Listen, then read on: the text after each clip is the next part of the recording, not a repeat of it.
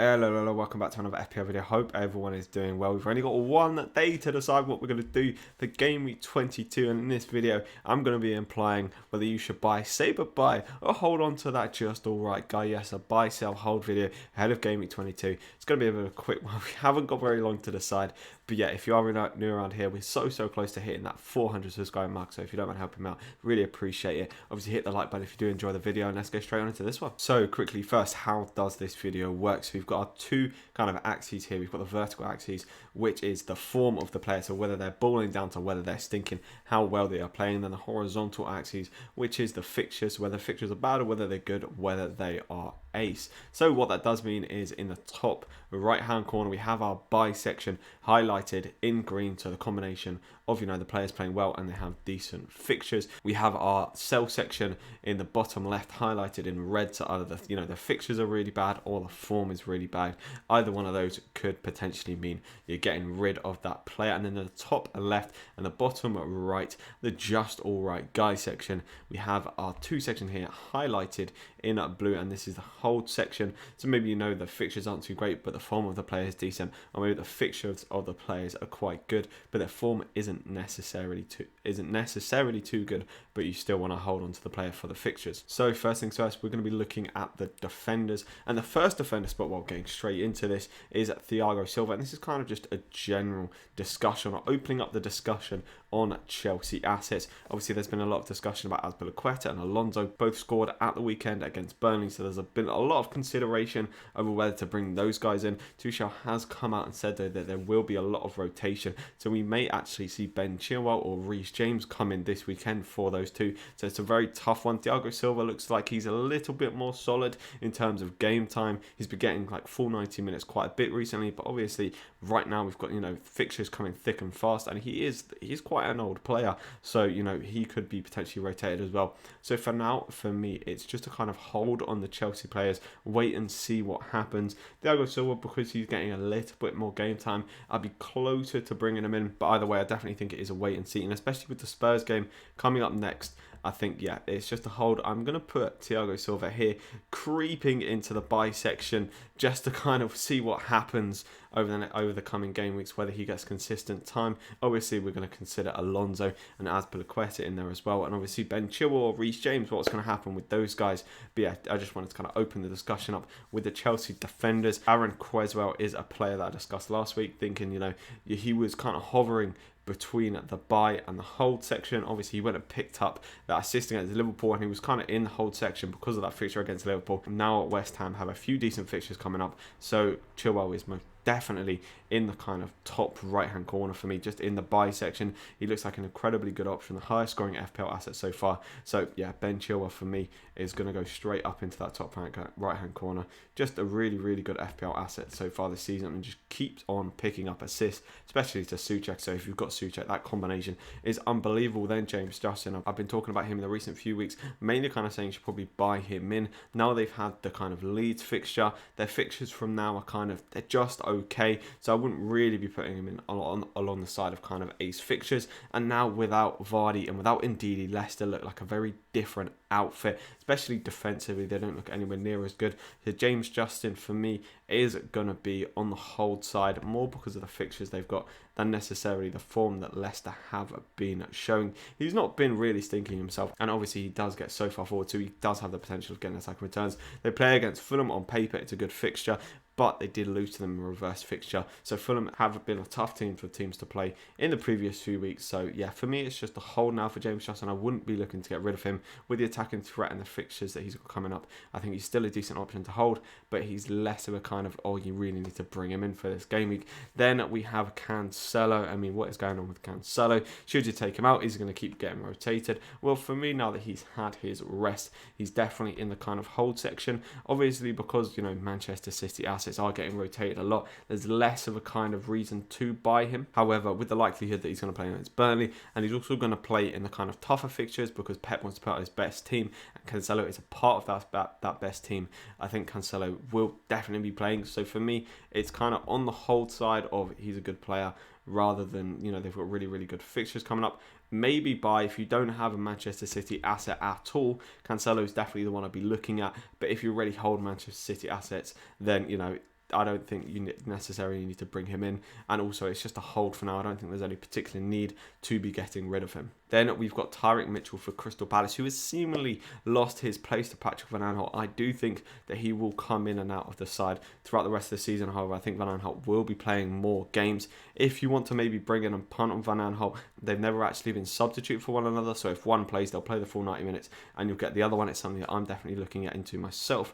But it doesn't look like he's going to be playing as much. He still is 3.9 million though, so really, really good value for money for a player who could potentially get you some returns. And for that reason, he's going to be kind of hovering between the sell and the hold for me. I don't think there's it's a bit of a luxury transfer to make, in my opinion, getting rid of a player at such a cheap price. Yes, we have the kind of double game week coming up, so if you're planning for that, maybe a player you're looking at taking out, but we don't currently have the fixtures for that game week. So for me, he's kind of just hovering between the kind of hold and sell in terms of fixtures. His form's been very good, but obviously if he's not going to play, his fixtures aren't too great. Then moving on into the midfielders, and we're starting off here with Jack Grealish. Now, if you've watched any of my videos, you know my opinions of Grealish. I think he's an absolute baller. Got some decent fixtures coming up on as well, so I'd put him kind of more in the baller side on the form rather than he's got really good fixtures. Other players to mention in that kind of area, Wilfried Zaha, a player that people are definitely looking at bringing in, would be more kind of on the really, really good fixture side of the buy. I still think he's a potential buy, but out of the two, I think Grealish maybe nips it just because of how well he's been playing, but it is a tough one. Also, the Leicester guys, Maddison and Barnes, I don't actually personally think they're as good as Grealish or Zaha, but if you're thinking about bringing those in, I don't think they're particularly bad options either. But yeah, for Grealish, he's going to go into the buy section. More on the baller side, as I said, than the fixtures, although the fixtures aren't too bad. So we kind of put him in around here. Then we've got Bruno Fernandes, a player who's been on pretty bad form of late, hasn't scored something in game week 16 or 17. It's been a while since we've got some proper good returns from Bruno Fernandes. However, in that kind of premium midfield, or just generally the premium assets, there aren't really too many players around there. We'll come on to Son in a minute, but De Bruyne is injured. Aubameyang, he's not really playing at the minute. We've got the likes of Harry Kane and Vardy also both out injured. So for me, Bruno Fernandes is definitely a hold, especially with the fixtures coming up. I'd definitely be putting him on a hold. So yeah, I'm going to love Bruno Fernandes over here. Good fixtures.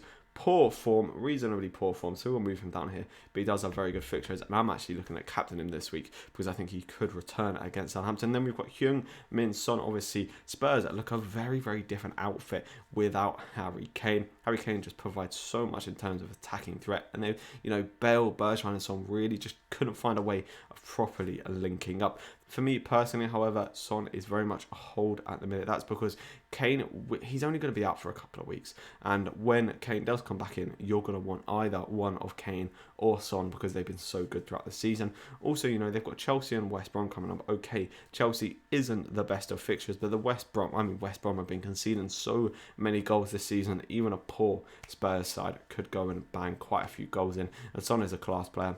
So for me, I think Son, it's hard to really decide which one of these to put him in because they don't have particularly good fixtures and he hasn't been particularly balling. I'm just going to put him in here because of that West Brom fixture. I'm just going to lob him in there, but obviously when Kane comes back, you're going to want Sonny Boy. Then moving on to Callum Hudson-Odoi, and this is once again just to open the discussion on Chelsea players. Hudson-Odoi has now played back-to-back fixtures under Tuchel. He picked up an assist in the Burnley game and looked like a very, very good outfit. But for me, not quite at that buy point yet. He is kind of, I think he's very lowly priced as well. He's like 5.8 million. It's a very good value if he gets consistent game time.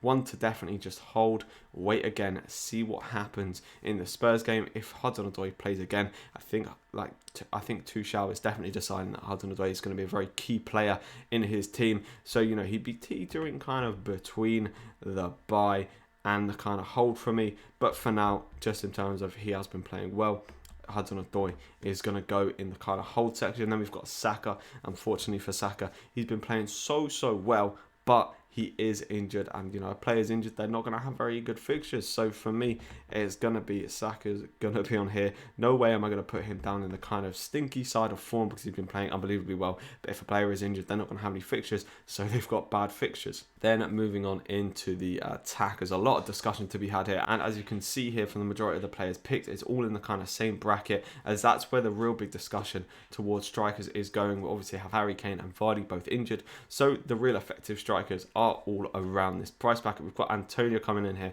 and he has a little bit of a turn of fixtures now. So for me, he's definitely a buyer player that I particularly would like to get in. I'm trying to find a way. But yeah, Antonio, he's been playing pretty well recently as well. So I'm going to kind of put him in between the kind of, he's got good fixtures and he's balling. He doesn't have incredible fixtures and he's been playing well. So Antonio would definitely be a buy for me. Same with Ollie Watkins, to be honest. I'd probably put him in a similar place to Antonio. He's been playing pretty well and they don't have particularly bad fixtures as well. And in order to just kind of, fit him in, I'm just going to say, I think, for the longevity, I think that Watkins has a few better fixtures after kind of game week 24. Aston Villa have a couple more decent fixtures. So in the long term, I think that Watkins may well be the better option. But Antonio and West Ham are playing very, very well at the minute. Then we've got Calvert. How disappointing was he in the Newcastle game? I owned him, took a -4 to bring him in. Took out Dallas. That didn't go particularly well, but oh well. Now we've got to consider what to do with Calvert-Lewin. So for me, for this week, it's very much a hold. Playing against Leeds.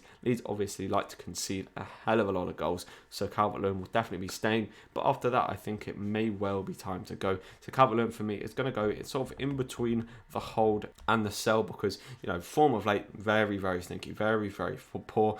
But just because they have that fixture against Leeds, I think it's a hold for 1 week. And personally for me, I think it's take him out after that. Then we've got Patrick Bamford. Oh my word. Last week I had him right down in the bottom left-hand corner, the sell. And then he goes and pops out a 15 points. Obviously, you can't predict it all. But I think after that fixture, I think it's a most definite hold on the baller side. We're just going to leave him in the hold. Obviously, if you don't have him, you could potentially be looking at buying him in. He doesn't have the greatest of fixtures, but obviously Leeds, he looks so good for Leeds. What a finish that was at the weekend, by the way. Oh my word. That strike against Leicester was unbelievable. So yeah, Bamford for me goes on the kind of, after that, he's got to go in the balling side, potentially between hold and buy, depending obviously on whether you do have him. And very much the discussion at the minute is sort of, out of all of these strikers, what 3 do you pick out of the kind of 4, 5, 6 that will rule at that same price? And another man who absolutely smashed it at the weekend was Callum Wilson. Now, personally, I actually think that Wilson is the best kind of quality striker out of all of the players there and all the players in the price bracket. However, he plays for Newcastle, not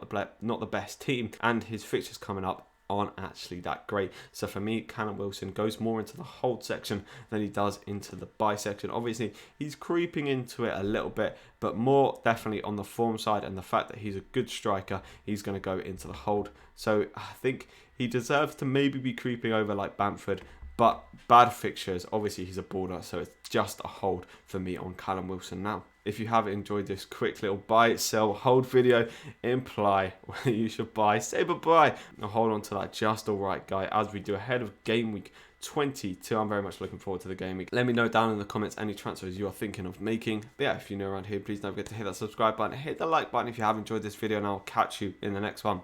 See ya.